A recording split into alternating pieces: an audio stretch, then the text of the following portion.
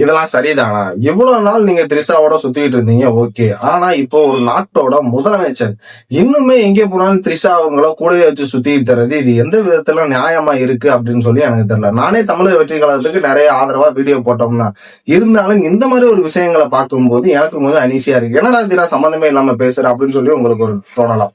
அதாவது நடிகர் அஜித்குமார் அவரோட அம்மா நேத்து இறந்து போயிட்டாங்க. இது நம்ம எல்லாத்துக்குமே தெரியும். சோ நேத்து நைட்டு அதை துக்கம் விசாரிக்க முதலமைச்சர் விஜய் அவர்கள் மீட் பண்ண போயிருக்காரு. அப்போ ஒரு போட்டோ லீக் ஆயிருக்கு. விஜய் அவர்களும் அஜித் அவர்களும் கட்டிப்பிடிச்ச மணிக்கு நிக்கிறாங்க.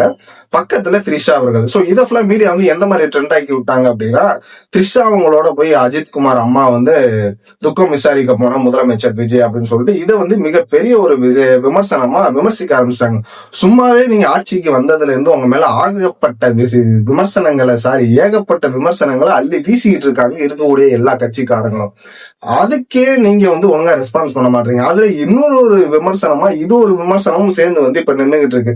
மக்களே, எனக்கு இது எப்படி டீல் பண்ணணும்னு தெரியல. டீல் பண்ணணும்னா எப்படி இதை விமர்சனம் பண்ணணும் எனக்கு தெரியல.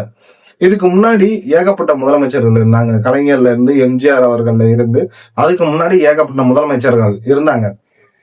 அவங்க எல்லாம் இந்த மாதிரி செயல்கள்ல ஈடுபட்டாங்களா அப்படின்ற உங்களோட கருத்தை இந்த வீடியோ கீழே கமெண்ட் பண்ணுங்க. எப்ப பார்த்தாலும் விஜய் பின்னாடி ஒட்டி கொண்டு தெரியக்கூடிய த்ரிஷா அவங்கள பத்தியும் உங்களோட கருத்துக்களை இந்த வீடியோ கீழே கமெண்ட் பண்ணுங்க.